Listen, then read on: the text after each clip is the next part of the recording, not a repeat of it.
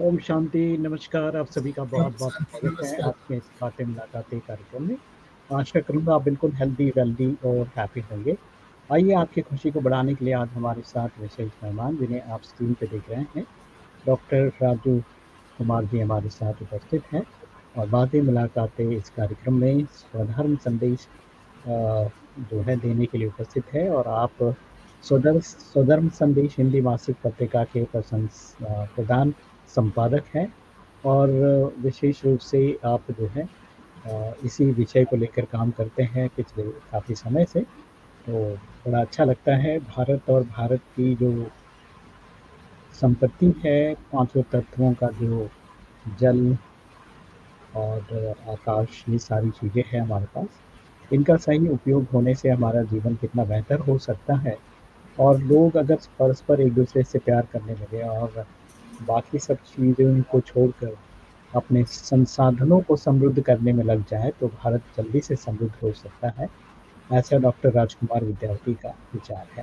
तो आइए इन विचारों का विशेष रूप से ज्ञान अर्जन करते हैं आज उनसे। तो डॉक्टर राजकुमार विद्यार्थी जी बहुत-बहुत स्वागत है आपका आज के इस प्रोग्राम में। कैसे हैं आप? ओम अच्छे शांति। हैं, सभी लोगों को मेरी हार्दिक शुभकामना। जी, जी, जी, जी। आपको भी बहुत-बहुत शुभकामनाएँ, मंगल कामनाएँ करते हैं। आइए बात करते हैं डॉक्टर राजकुमार विद्यार्थी जी। क्या आप बताने की कृपा करेंगे कि शिक्षा और ज्ञान में क्या अंतर है? बेसिकली अगर साधारण ढंग से सरल समझ की भाषा में अगर समझे हुँ, तो शिक्षा और विद्या और ज्ञान, शिक्षा हुँ, दो तरह के होते हैं। एक शिक्षा होता है जो व्यवहारिक जीवन में हम पढ़ते लिखते हैं, हुँ, एक एक्सटर्नल डेवलपमेंट करता है शिक्षा। और जब हुँ, शिक्षा विद्या का स्वरूप ले लेता है, जब ज्ञान का स्वरूप प्राप्त कर लेता है, तो हमारे इंटरनल डेवलपमेंट को विकसित करता है। जो हुँ, इंटरनल डेवलपमेंट को विकसित करता है वही वास्तविक शिक्षा है। शिक्षा का मतलब है नैतिकता। शिक्षा का जी, मतलब है जीवन मूल्यों की स्थापना। शिक्षा जी, का मतलब है सकारात्मक और प्रकृति के साथ जुड़ करके जो दायित्व है मानव जीवन का, मनुष्य योनि में आने का, उसके लिए समर्पित हो जाना।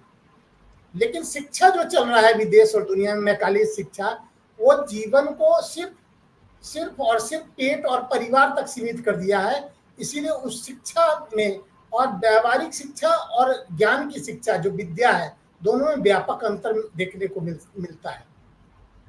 जी, जी, जी। बहुत ही अच्छी बात आपने बताया शिक्षा और ज्ञान में क्या अंतर है। एक और सवाल आता है इसी से जुड़ा हुआ, देश दुनिया में शिक्षा व्यवस्था में आए बदलाव के बाद भी देश दुनिया में समस्याएँ बढ़ी हैं। इसका क्या कारण हो सकता है? देखिए, एक योग एक एक ईमानदार किरानी को योग माने या एक बेईमान कलेक्टर को, योग्यता का कौन सा सिद्धांत हमें बेईमानी सिखलाता है? तो योग शिक्षा क्या है? शिक्षा अगर योग्यता प्रोड्यूस कर रहा है तब शिक्षा का मूल्य है। लेकिन दुनिया में जो शिक्षा का दृष्टिकोण अभी बना है वो सिर्फ रोजी रोजगार और जीवन यापन की सुविधा प्राप्त करना रह गया है। इसीलिए हुँ, शिक्षा अपने मूल लक्ष्य से भटक गया है।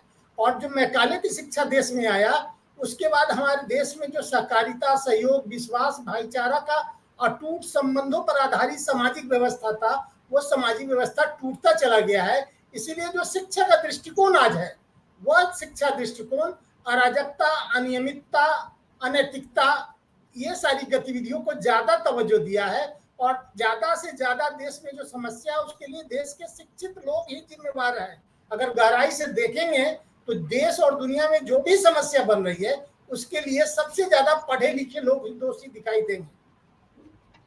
इसीलिए जो शिक्षा चल रहा है, यह शिक्षा हमें नैतिकता और जीवन मूल्यों से दूर कर दिया है।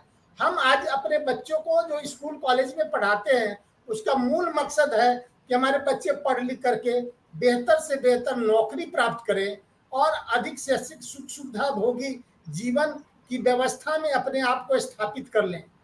जी, उसी में हम अपने सामाजिक जीवन के मान मर्यादा की संतुष्टि को देखते हैं, जो वास्तव में जीवन का मूल आधार नहीं है। इसीलिए शिक्षा अपने मूल लक्ष्य से भटका हुआ दिखाई देता है।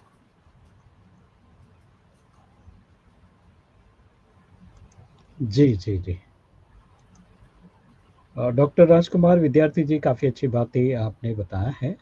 देश दुनिया में जो शिक्षा व्यवस्था है उसमें बदलाव की ज़रूरत है क्योंकि जैसे ही हमने बदलाव किया, वो बदलाव जो है हमारे जीवन में आगे चल के समस्याएँ खड़ी की। तो इसका मतलब ये है कि जितना हमने बदलाव किया उसमें और बदलाव की ज़रूरत है। आइए आगे बढ़ते हैं, एक और बात आती है सामने, शिक्षा, ज्ञान और व्यवहार का सामाजिक जीवन में क्या महत्व है? इसके बारे में बताइए। शिक्षा अमूल्य निधि है जीवन में ज्ञान की स्थापना के लिए। अगर हम शिक्षित होते हैं तो हमें सकारात्मक और नकारात्मक विषयों की समझ बन सकती है, लेकिन हुँ, एक शिक्षित आदमी को उतना विश्लेषणात्मक क्षमता विकसित नहीं हो पाता है जितना कि हुँ, हुँ। शिक्षित व्यक्ति को हो सकता है। इसीलिए शिक्षा अपनी जगह महत्वपूर्ण है, लेकिन शिक्षा अगर ज्ञान के रूप में नहीं है, अगर हम ज्ञानी ने शिक्षा प्राप्त कर लिए और हम अपना कंडक्ट, अपना व्यवहार ही नहीं बना पाते हैं, हमारा सामाजिक आचरण अनैतिक, अव्यवहारिक है, दूसरे के प्रति सद्भावना, सहयोग, विश्वास के दृष्टिकोण से हमारी गतिविधियां हैं ही नहीं, तो हमारी शिक्षा का मूल जो लक्ष्य है वो काफी भटका हुआ है और ज्ञान नहीं है, वो ज्ञानी नहीं कर सकते। वैसे शिक्षितों को हम ज्ञानी नहीं कहते, जबकि आज सरल भाषा में कहते हैं, जो एमए, बीए, पीएचडी कर लेता कहता है वो बहुत विद्वान है, पढ़ा लिखा है। विद्वान तो वही हो सकता है जिसके पास शिक्षा होने के बाद शिक्षा के मूल्यों के आधार पर उसके ज्ञान की व्यवस्था को स्वीकार करता है और उस ज्ञान व्यवस्था के आधार पर अपने व्यवहार और आचरण को सामाजिक जीवन में स्थापित करके अपने शिक्षित होने के आचरण के रूप में वो समाज में अपने को प्रदर्शित करता है। हमारा जो प्रदर्शन होता है, हमारा जो सामाजिक व्यवहार होता है, जिस तरह से हम दूसरे के साथ इंटरेक्ट करते हैं, वही हमारी शिक्षा का वास्तविक मतलब की पहचान है। इसीलिए हम कह सकते हैं कि हमारे देश में जो शिक्षित लोग हैं वही सबसे ज्यादा अराजक गतिविधियों को ताकत देते हैं। जी, जी, जी, जी। बहुत ही अच्छी बात आपने बताया है और मुझे लगता है कि हमारे सभी श्रोताओं को भी अच्छा लग रहा है। आइए इस बीच एक और हमारे मेहमान जुड़ने वाले हैं थोड़ी देर में।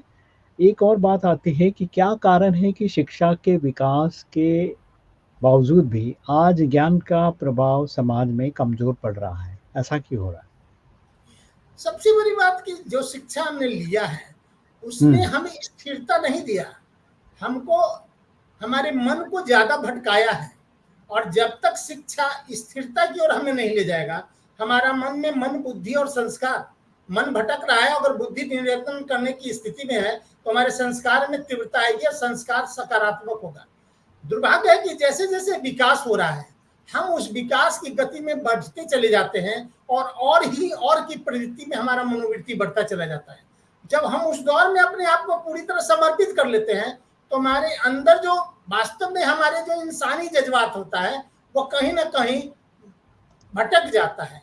और जब शिक्षा का जो ये दृष्टिकोण सामाजिक व्यवहार जो होता है वो गलत दिशा में चला जाता है तो यही देश और समाज के लिए समस्याएं बन जाती हैं। जी, जी, जी। डॉक्टर राजकुमार विद्यार्थी जी, काफ़ी अच्छी बात आपने बताया है और जब बात करें हम लोग, चलिए इन सारी चीज़ों को देखते हुए कहीं न कहीं हमारा जो है चुनाव या इलेक्शन जो है वो भी हमारे जीवन को प्रभावित करता है। तो 2024 के चुनाव के संबंध में आप ज्ञान और शिक्षा से किस प्रकार का रिज़ल्ट देखते हैं या बता सकते हैं? जी। बहुत ज्यादा, बहुत अच्छा प्रश्न है ये, क्योंकि यह चुनाव इस बात को इंगित कर दिया कि विकास और सेवा हार गया है। क्योंकि समाज के लोग, जिसे हम शिक्षित या कहें अशिक्षित कहें, उन लोगों ने जो सरकार ने काम किया पिछले 10 वर्षों में उस काम को ईमानदारी से नहीं देखा। अगर ईमानदारी से उस काम का विश्लेषण किया होता तो जो प्रतिफल आया है वह नहीं होना चाहिए था। क्योंकि सरकार ने पिछले 10 वर्षों में जनहित में जिस तरह से काम किया, 80 करोड़ लोगों को जीविका की व्यवस्था किया, रोजी रोजगार के लिए प्रयास किए और असहायों को यथासंभव सहयोग किया। जिन लोगों को सरकार ने मदद किया था उन लोगों से सरकार की ये आशा थी, मोदी जी ये मानते थे कि हम जब जो चाहेंगे उसी के आधार पर जिन लोगों की हमने सेवा किया वो हमें मदद करेगा, लेकिन वैसा प्रतिफल नहीं दिखा। इसका मतलब है कि देश की जनता शिक्षा के वास्तविक आयाम से कोसों दूर है। शिक्षित तो कहा जाता, पढ़ा लिखा तो है, लेकिन पढ़ा लिखा होने के बाद वो स्वार्थी बन चुका है, अवसरवादी बन चुका है, पेटू बन चुका है, परिवारवादी बन चुका है। उससे आगे हमारा समाज कुछ नहीं देखता है और हर इंसान अपने स्वार्थ की सीमा में ही सरकार की गतिविधियों को आंकता है। इसीलिए समाज में वैचारिक रूप से भटकाव और अंतर देखा जा सकता है। यही कारण बिल्कुल, है बिल्कुल। कि यह चुनाव कुछ इस तरह का प्रतिफल दिया जो अकल्पनीय है, क्योंकि सरकार बनाने के लिए मोदी जी वोट नहीं मांग रहे थे। वो तो आज भी प्रधानमंत्री बन गए। सत्ता प्राप्त करना उनका मकसद नहीं था।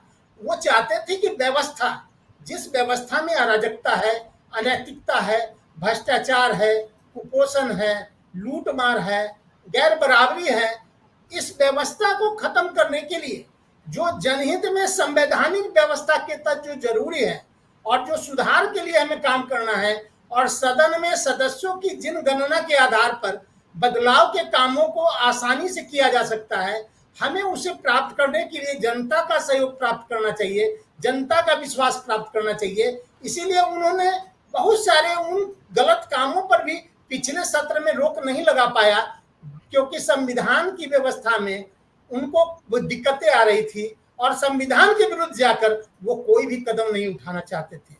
यही कारण था कि जनता के विश्वास को प्राप्त कर, जनता के द्वारा जो स्नेह प्राप्त होता, उसके बल पर जो सदन में उनको संख्या मिलता, उसके बाद जो समाज में जो अराजकता है, जो गलत हो रहा है। उदाहरण के लिए मैं बंगाल को लेता हूं।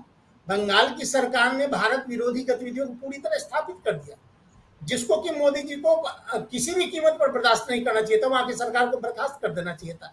लेकिन कहीं ना कहीं उनको लगता था कि हम गैर संवैधानिक काम नहीं करेंगे, हम वैसी व्यवस्था, वैसा कोई कदम नहीं उठाएंगे जो किसी को बुरा लगे।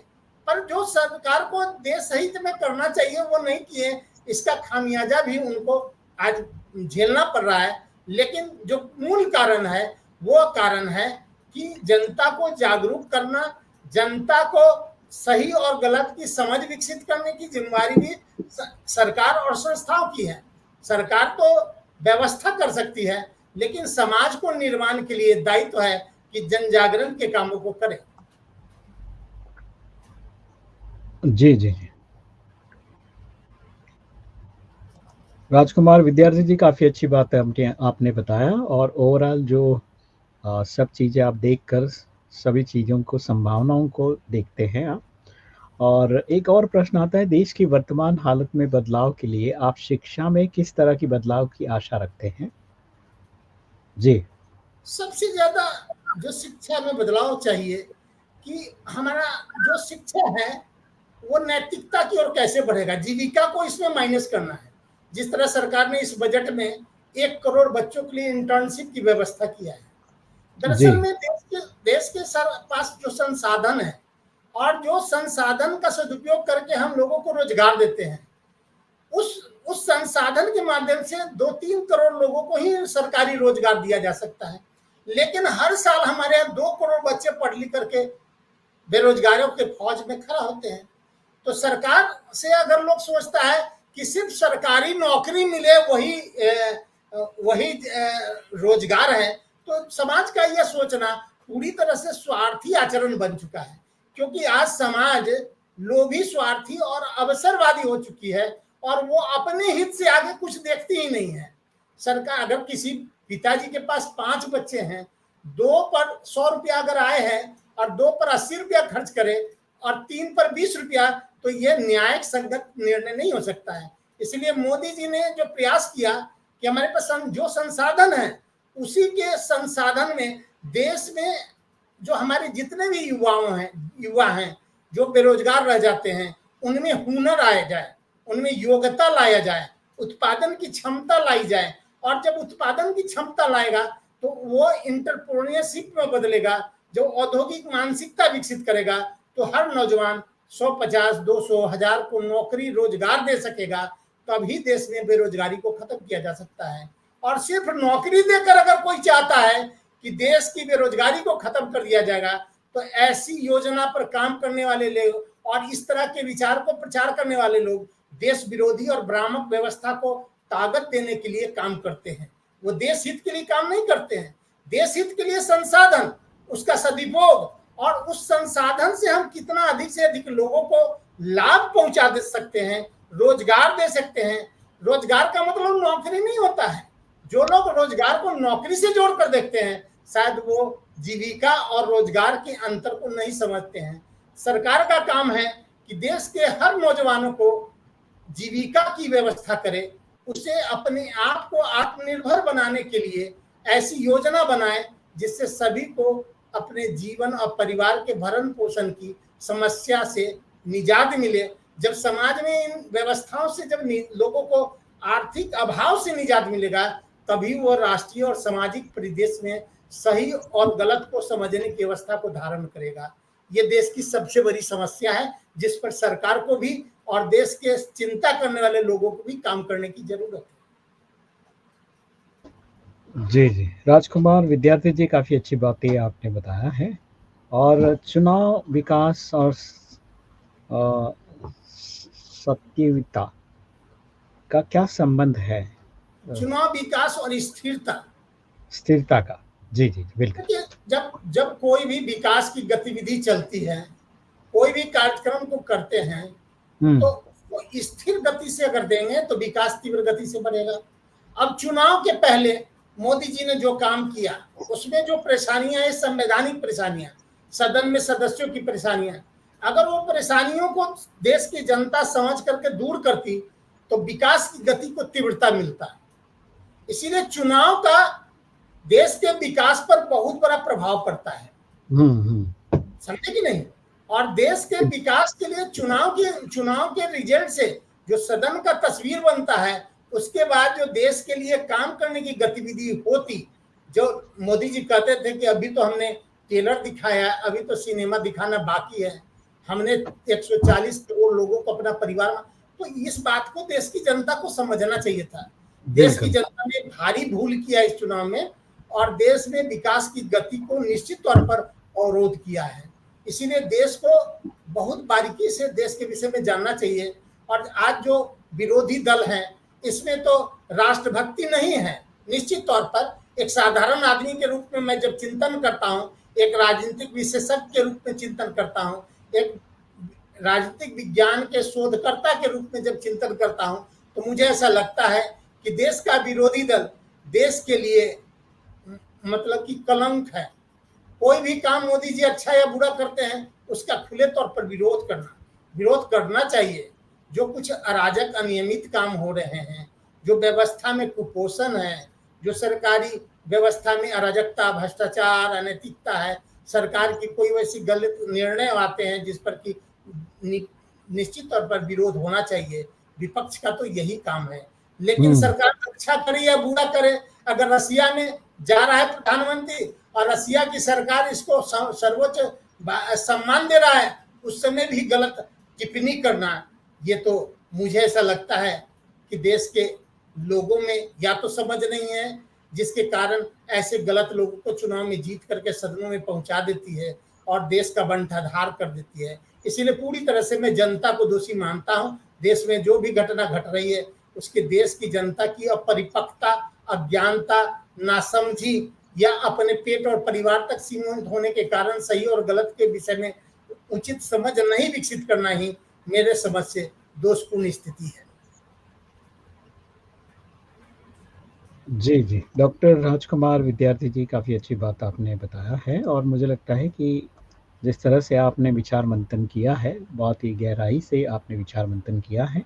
और किसी भी सरकार को स्थिरता प्रदान करना, ये अपने आप में देश की स्थिरता को, देश की जो है विकास की स्थिरता को बनाए रखना है। तो यहाँ पर एक और बात आती है कि अगर चुनाव परिणाम देश के अंदर सरकार के स्थायित्व को अगर ताकत नहीं दिया, तो ये देश के लिए सही है अथवा गलत है? क्या बताएँगे इसको?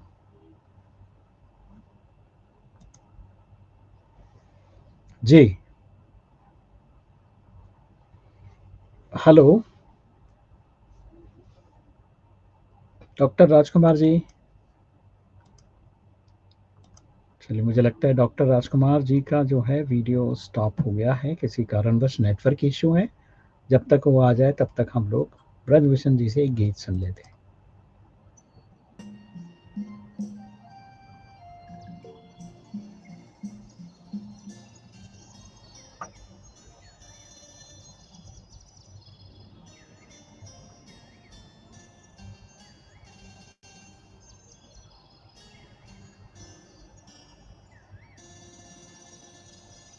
चांद सी महबूबा हो मेरी, कब ऐसा मैंने सोचा था। हाँ तुम बिल्कुल वैसी हो जैसा मैंने सोचा था। चांद सी महबूबा हो मेरी, कब ऐसा मैंने सोचा था। हाँ तुम बिल्कुल वैसी हो जैसा मैंने सोचा था।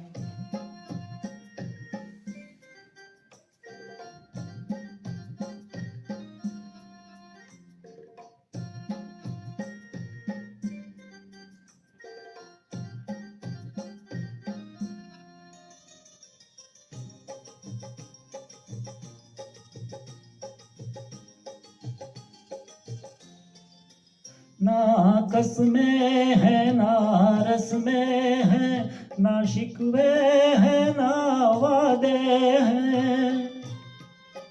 ना कसमें है ना रस में है, ना शिकवे है ना वादे हैं। एक सूरत भोली भाली है, दो नैना सीधे साधे हैं, दो नैना सीधे साधे हैं। ऐसा ही रूप ख्यालों में था जैसा मैंने सोचा था। हाँ तुम बिल्कुल वैसी हो जैसा मैंने सोचा था।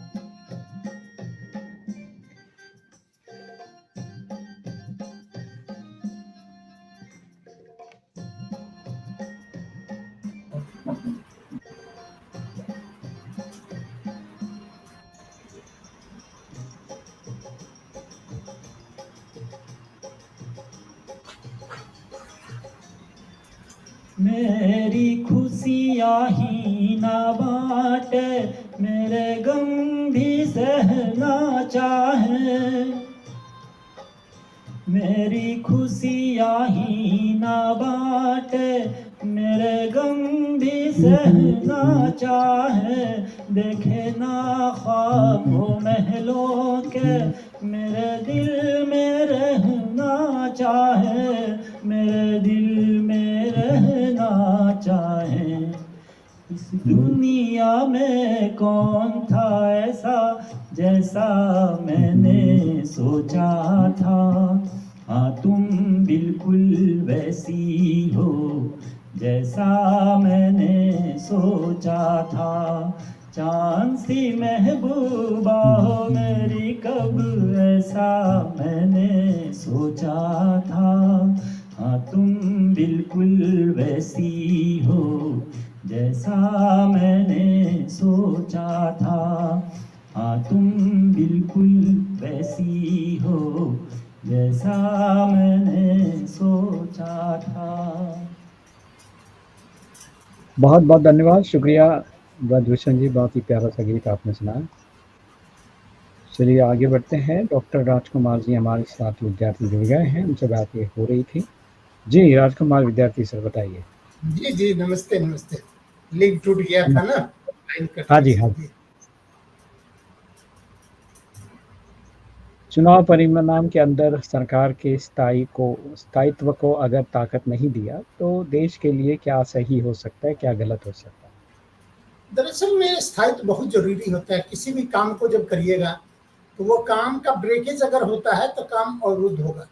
तो ब्रेकेज नहीं आना चाहिए। जो काम देश में चल रहा था, जिस रफ्तार से देश में तरक्की की गतिविधियों को ताकत दिया जा रहा था, उसको जी, अगर किसी ने रोका, चाहे जनता दोषी हो, चाहे जो भी दोषी हो, वो दोषी है। और खास करके जो लोग नकारात्मक हैं उनके विषय में तो मैं कुछ नहीं कर सकता, क्योंकि भारत की आज़ादी के बाद ये पहला ही अवसर था जबकि भारत की सरकार ने ईमानदारी से भारत को बहुत आगे ले जाने के सपना देखा था। जब 2014 में मोदी के नेतृत्व में सरकार बनी थी, तो गार्जियन मैगजीन जो लंदन से निकलता है, उसमें एक लेख आया था कि यह पहला अवसर है कि जब भारत में लोकतंत्र की स्थापना हुई है। इसीलिए बहुत सारे भारत में रहने वाले लोग भारतीय होने के बावजूद भी भारत की भावना को गहराई से नहीं देख पाते हैं और अपने दायित्वों के प्रति गंभीर नहीं है। इसीलिए इस देश में बहुत सारी समस्याएं हैं, लोगों के सोच के कारण ही समस्याएं हैं, क्योंकि वैचारिक अनेकता, भिन्नता के कारण देश में संगठित निर्णय की अवस्था नहीं बन पाती है, जिसके कारण देश कष्ट में चला गया है, जिससे निकालने के लिए सामाजिक जन जागृति को बल देने की जरूरत है। और लोगों में जब तक नैतिक मूल्यों की स्थापना नहीं होगी, तब तक सामाजिक हित की बात गतिविधियों को ताकत नहीं मिल सकता है। बिल्कुल, बिल्कुल। डॉक्टर राजू विद्यार्थी जी, बहुत ही अच्छी बात है आपने बताया। अब बात करते हैं एक और, सेवा और विकास के लिए समर्पित सरकार को जनता द्वारा मांगे गए समर्थन नहीं दिया जाने के संदर्भ में आपकी क्या सोच है? मैं पहले ही बता चुका कि जनता से कहीं ना कहीं भूल हुई है। जनता या तो जो काम किया गया पिछले 10 वर्षों में उसको गहराई से खुद नहीं देखी। अगर देखती जनता तो निश्चित जो गलती हुआ है वो नहीं होता। इसीलिए जनता को भी मैं दोषी बहुत हद तक नहीं देता हूं, क्योंकि जनता में जागृति के लिए सही बात को समझने की अवस्था आजादी के 65 वर्षों की पूर्व की सरकारों ने बनने की। शोषण, दोहन, दमन, अवसरवाद और जो ये तुष्टीकरण की नीतियों को आजादी के बाद लागू किया गया, जिन विषयों पर काम करना था उस विषयों पर आजादी के बाद काम हुआ ही नहीं। इसीलिए देश की जनता पेटू बन गई, और जब इंसान पेटू बन जाता है तो उसको अपने पेट से आगे कुछ सूझती नहीं है। यही भारत की वास्तविक सच्चाई है। इसीलिए अंग्रेज कहता था कि सपेरों का देश है, गंवारों का देश है ना। बिल्कुल। देश के प्रति अंग्रेजों की ये सोच थी कि गुलामों का देश है, इसकी मानसिकता गुलामी की है। ये बात प्रमाणित होता है कि यहाँ के लोग सही का विरोध कर, जो उनका भलाई कर रहा है उसी के विरोध में मत देना, उसी के विरोध में मतलब कि कदम उठा लेना, ये तो सबसे ज्यादा मूर्खता का परिचय। मैं तो ऐसा ही मानता हूँ। जिन लोगों की भलाई के लिए काम किया गया, 80 करोड़ को रोजी जिसको भोजन दिया गया, जिसको 12 करोड़ को लैट्रिन दिया, सड़कों पर लोग लैट्रिन करते थे। ट्रेन से जब हम लोग जाते थे तो सुबह 5 बजे सड़क के रेल के किनारे हजारों हजार लोग लैट्रिन करते हुए देखे जाते थे जी। अब उसमें बदलाव आया, पानी लाने जाते थे 5 किलोमीटर से, उनको पानी नहीं मिलता था गर्मी के दिनों, उनको पानी की व्यवस्था की गई, मकान की व्यवस्था की गई, बहुत तरह का काम किया गया। समाज का हर एक वर्ग, चाहे वो किसी भी स्तर का हो, मध्यवर्गीय, सबके हित को बहुत हद तक संतुलित करने के लिए सरकार प्रयास करती रही थी। फिर भी उसको काम करने के लिए जो मदद नहीं दिया, ये देश के लिए दुर्भाग्य है। बिल्कुल बिल्कुल। एक और सवाल आता है, भारत की लोकतांत्रिक व्यवस्था के संदर्भ में आपकी क्या सोच है? देखिए, लोकतंत्र में क्या होता है? लोकतंत्र माने रूल ऑफ पीपुल्स, जनता का शासन। सरकार जो है, सरकार विधि के अनुसार जनहित की गतिविधियों को संवैधानिक आचरणों से लागू करती है। लेकिन जनता सरकार को बनाती है।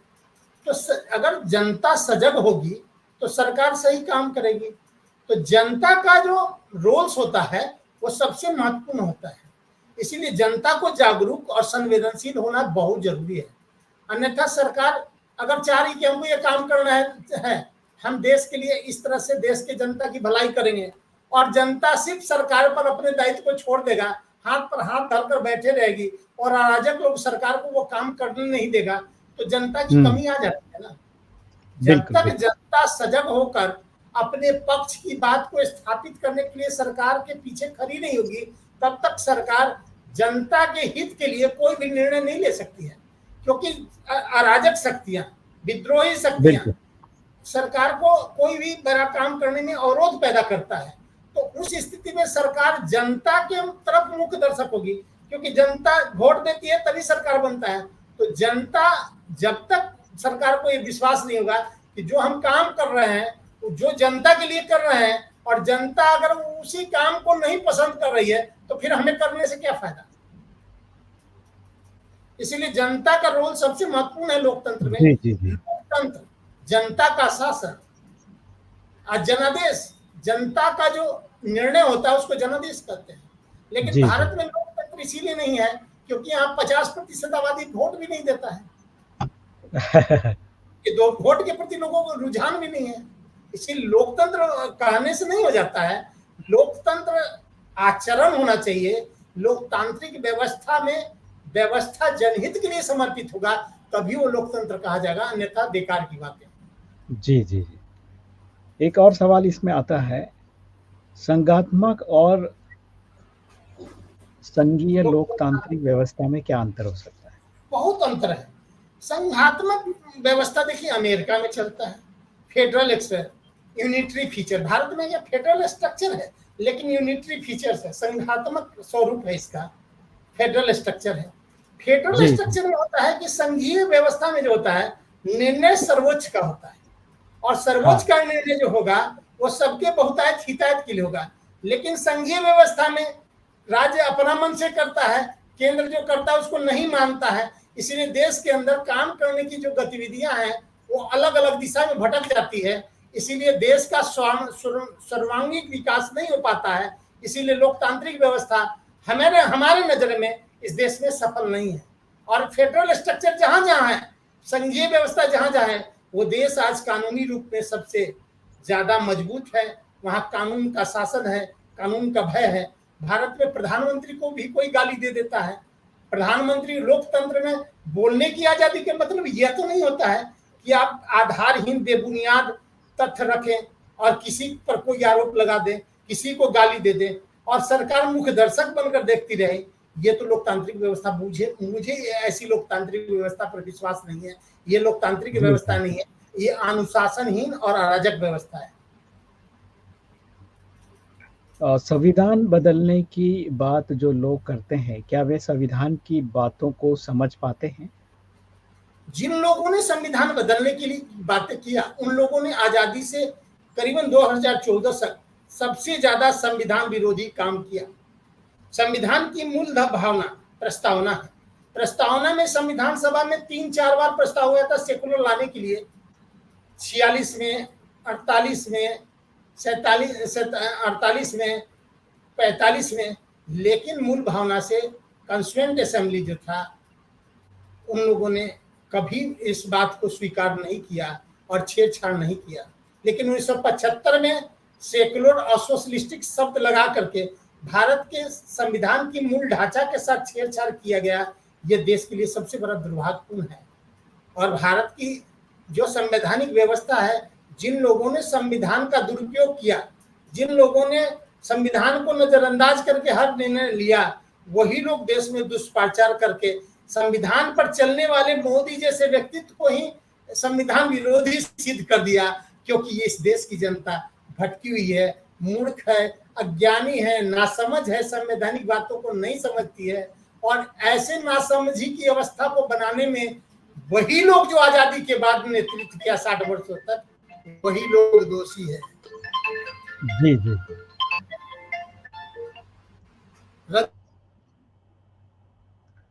चलिए, बहुत अच्छी बात आपने बताया डॉक्टर राजीव कुमार विद्यार्थी जी।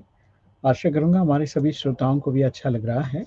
और अब एक और बात मैं पूछना चाहूँगा, जैसे कि संविधान की जो बात होती है, तो बेरोज़गारी की भी बात होती है। बेरोज़गारी, बेकारी, महँगाई और देश की तरक्की के लिए सकारात्मक कार्यक्रमों को ताकत देने के लिए सरकार की क्या गतिविधियाँ हो सकती हैं? और वर्तमान सरकार के 10 वर्षों को कामों के आधार पर इस बात को स्पष्ट करने की कृपा करें। जी।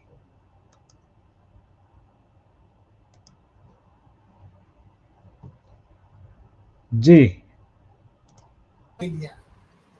इन मूर्ख लोगों को इस एक बात की समझ होनी चाहिए, या तो वो देश को धोखा दे रहे हैं या बहला रहे हैं, फुसला रहे हैं, भटका रहे हैं।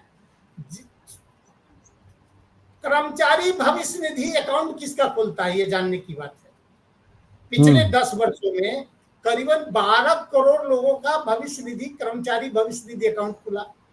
इसका मतलब है कि 12 करोड़ लोगों को प्रत्यक्ष या परोक्ष रूप से नौकरियां मिली। और दुनिया के जो भी विश्लेषक संस्थान है दुनिया का, उसने ये जी, जी। बताया कि भारत में पिछले 10 वर्षों में 54 करोड़ लोगों को रोजी रोजगार मिला। अब रोजी रोजगार हम इंफ्रा डेवलपमेंट करते हैं पूरे देश में, बेकारी, बिल बेरोजगारी, अशिक्षा, महंगाई।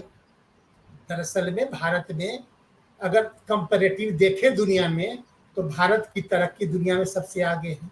विकास का दर 8.4% है, जबकि दुनिया में चीन का 4 पॉइंट कुछ है, ब्रिटेन का 4 पॉइंट के आसपास है, यूरोप के देशों का 2 से 3% है, अमेरिका का भी 4-5 के बीच है। तो इस तरह से भारत का विकास दर सबसे आगे रहा, तो कैसे करते हैं? महंगाई की बात करें तो जो दुनिया को सबसे ज्यादा पेट्रोल देता है अमेरिका, सबसे ज्यादा निर्यातक देश अमेरिका है पेट्रोल का, दुनिया को सबसे ज्यादा निर्यात करता है पेट्रोल।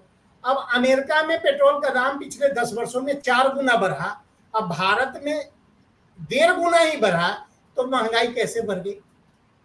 ये तो स्वार्थी पेटू और सर्ववादी लोग ही अपने ढंग से इस तरह की दुष्प्रचार करके जनता को बरगला करके वोट लेने के लिए कुछ भी जनता को समझा देते, क्योंकि जनता इस देश की नासमझ है, ये मेरा मानना है। जनता भरले पढ़ लिख लिया हो, कोई डॉक्टर इंजीनियर प्रोफेसर बन गया हो, लेकिन वो राष्ट्रभक्ति और समाज हित के विषयों की उससे पढ़ाई नहीं है, किसी खास विषय पर दक्षता मिल गई हो, लेकिन जो सामाजिक संदर्भ है, जिस संदर्भ को सबसे ज्यादा देश के लोगों को जानकारी दिया न जाएंगे, उसमें इस देश के विभिन्न वर्गों में काम करने वाले, विभिन्न क्षेत्रों में काम करने वाले लोगों को रुचि नहीं है, क्योंकि उनकी रुचि को डाइवर्ट कर दिया गया है। और हमारे शिक्षा व्यवस्था में देश के विषय में जानने की चिंता की अवस्था बनाई ही नहीं गई है। बिल्कुल बिल्कुल। डॉक्टर राजू कुमार जी, बहुत ही अच्छा लगा, बहुत ही अच्छी भावनाएं आपने व्यक्त किया है। और इसके साथ में एक और बात आती है कि किस तरह से हमें जो है अभी पहल करनी चाहिए देश को तरक्की की ओर ले जाने के लिए, जनता को किस तरह से अपनी पहल करनी चाहिए? जनता को सबसे ज्यादा जरूरी है कि जनता सही बात को समझने की अवस्था उदाहरण के लिए, और सरकार हर कुछ कर सकती है, हर बदलाव के लिए सरकार के पास संसाधन है। सरकार को देश में जन जागृति लाना चाहिए, और देश के अंदर जो सामाजिक संस्थाएं हैं उन लोगों का काम है कि वो अपने अपने दायरे में न बंधे।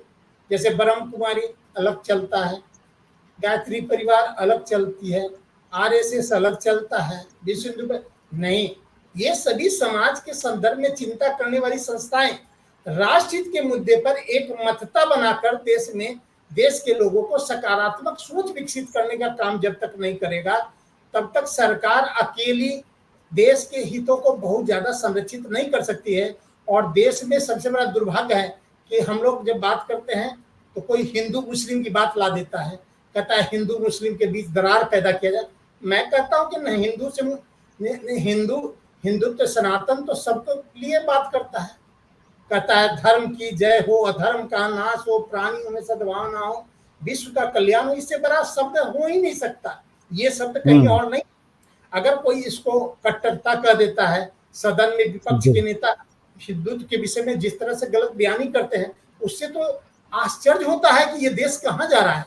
हम लोग कट्टरता के विरोधी हैं, हमारे आदर्श तो अब्दुल कलाम हैं, हम अब्दुल कलाम को अपना नेतृत्व मानते हैं। अब्दुल हमीद थे, रसखान थे, रहीम थे, तो हमारे यहाँ उन लोगों का कहाँ अपमान हुआ?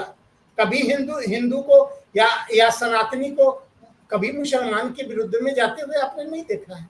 जहां जहां मुसलमानों की आबादी बढ़ी है वहीं दंगा फसाद होता है, वहीं पर मतलब हिंदू देवी देवताओं के जुलूस को रोका जाता है। तो ये जो देश में जो कट्टरता का माहौल आया है, जो भाईचारा के नाम पर भाईचारा विरोधी लक्ष्य को लेकर काम कर रहे हैं, उन्हीं लोगों का ये काम है। ये भारतीयों का, जो भारत की चिंता करते हैं, उन लोगों में इस तरह की गतिविधियां नहीं है। बहुत सारे मुसलमान भारत की चिंता करते हैं, मैं उनका समर्थन करता हूं, लेकिन ये सब चीजें जो गलत है। जी जी जी, चलिए राजकुमार जी, बहुत ही अच्छी बात आपने बताया, और बड़ा अच्छा जो है आपने मंथन करके जो देश हित में बातें आपने शेयर किया, बहुत ही अच्छा लगा। फिर मिलते हैं अगले एपिसोड में कुछ नई बातें लेकर। आज के लिए बस इतना ही। बहुत बहुत साधुवाद आपको, बहुत अच्छा काम कर रहे हैं, और शुक्रिया आपका। और जो आप पत्रिका बनाते हैं, सबको भेजते रहते हैं, तो स्वधर्म संदेश हिंदी मासिक पत्रिका का भी जो है आप रेगुलर लिखते हैं उसमें, और मैं चाहूँगा कि ज़्यादा से ज़्यादा लोग जो है स्वधर्म संदेश हिंदी मासिक पत्रिका को पढ़ें और इसका जो है प्रचार भी करें। इन्हीं शुभ आशाओं के साथ फिर मिलते हैं। सलाम, नमस्ते, खमा गणिसा। जय जी जी, हिंद, प्रणाम जय प्रणाम, भारत, ओम शुभकामना। शांति। ओम शांति, ओम शांति भाई साहब।